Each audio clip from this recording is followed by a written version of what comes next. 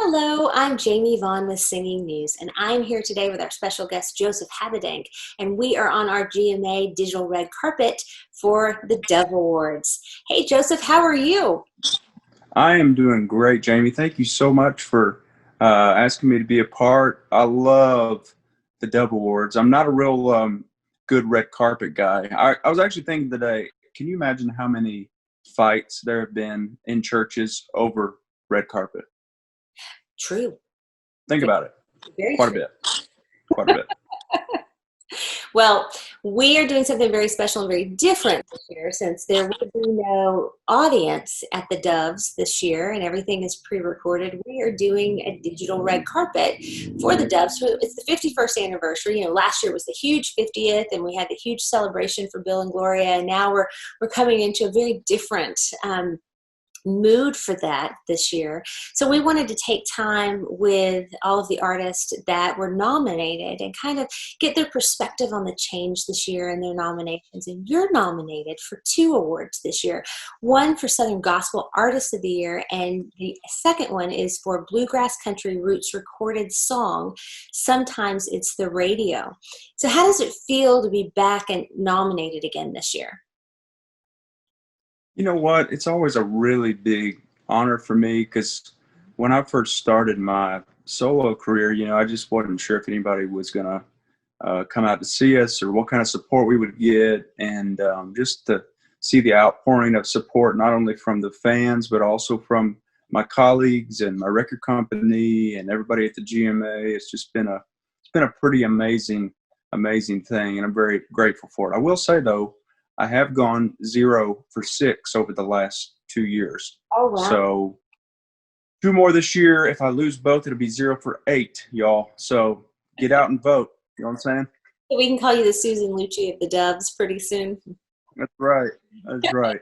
But it really is, you Yeah. hear people say it's an honor to be nominated. And it is every August, whenever the date is that they announce the nominations. I usually wake up and watch them, and I always anticipate, seeing if I got it for anything. So it always means a lot to me personally. It's very encouraging.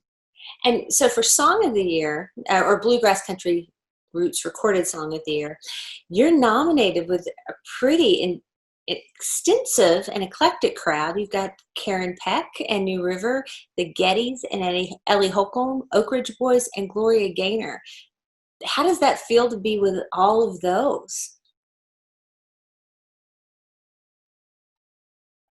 Feels like I'm probably going to lose. No, I'm kidding. I'm kidding.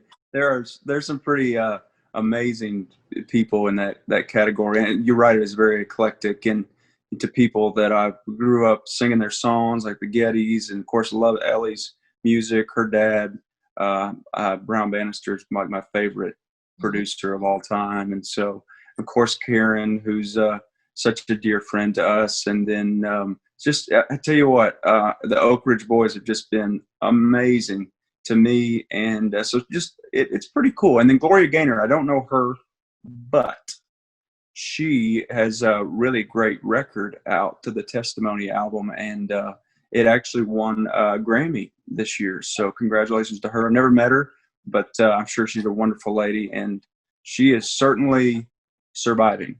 I'll Yeah, say that. She's doing more than surviving. She's thriving. I've met her twice, and she's absolutely wonderful. And we did an interview with her right before her Grammy win, and she's like, I'm not going to. Oh, If I win, I have already got a place picked out for it." And she's so excited. She's absolutely wonderful, absolutely kind and sweet, and loves Jesus. So, which is most important. But and you were also nominated really is. for Southern Gospel Artist of the Year, along with Ernie Haas and Signature Sound, Gaither Vocal Band, Jason Crabb, and Karen Peck and New River.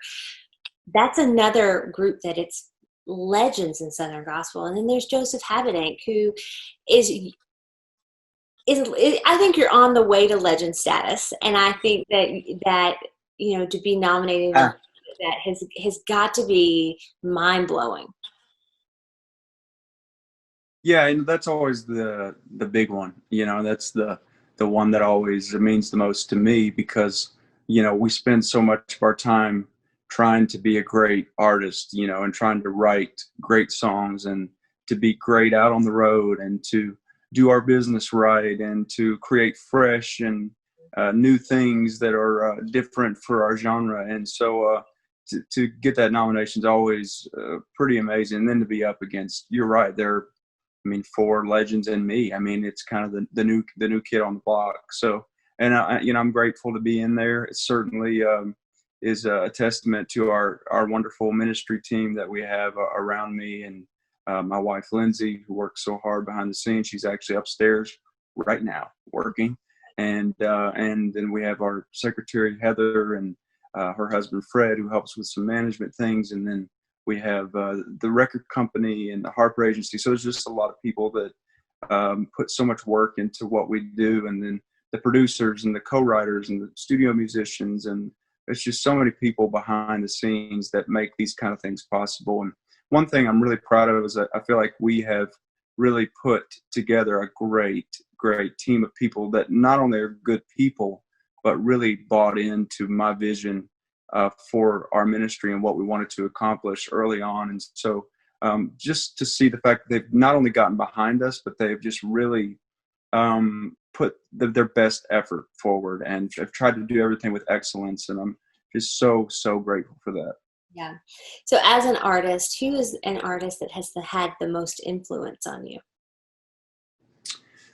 Personally, probably Russ Taff, because of we have similar stories, and he's somebody I talk to about once a week, and he's had a really big influence on me personally and musically, but musically more so probably Stephen Curtis Chapman, who just was kind of the first singer-songwriter that I saw that was really making kind of his own way. And if you go back and listen to his records when he first came on the scene, they're kind of more country. They're almost Southern gospel today, what they were back then. And so I grew up just loving him and gotten to meet him along the way, actually through the GMA. And he's as real and as humble and kind, and he's just a good human being. And so musically, probably Steven, and then personally, Russ Taff for sure. Those would be the two big ones. Well, this year's theme for the Dove is Carry the Change. What change that has happened to you in 2020 do you hope to carry on through 2021? I think I've become more aware of the feelings of other people. Lindsay and I actually live in a African American community here in Goodlettsville. Most of our neighbors are Black, and they're great people. Mm-hmm. And something that I never really realized is, the things that they go through are things that I'll probably never understand because I'm a white American. And so I've tried to be more cognizant of that, more aware of that. I think what it has done is it has made me go out of my way to be even more kind and show appreciation for the struggles that they've had. And so I hope that will not change for me. I hope that will continue to stay in my mind, and that I will always love everyone equally. I think we all need to do that because Jesus does that. And so, yeah, that's one of the biggest changes, I think, for me this year. And then being safe. I mean, taking care of me and my wife out on the road. One of the things we've done is we've stopped going to the product table since the virus. And that's been hard for me because I love to love on the people and thank them for coming.